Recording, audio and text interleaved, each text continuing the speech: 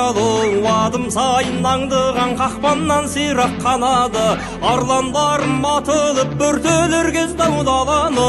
Айналамның барлығы шибөрі болып барады. Ерсіздіктің күшігі қойдай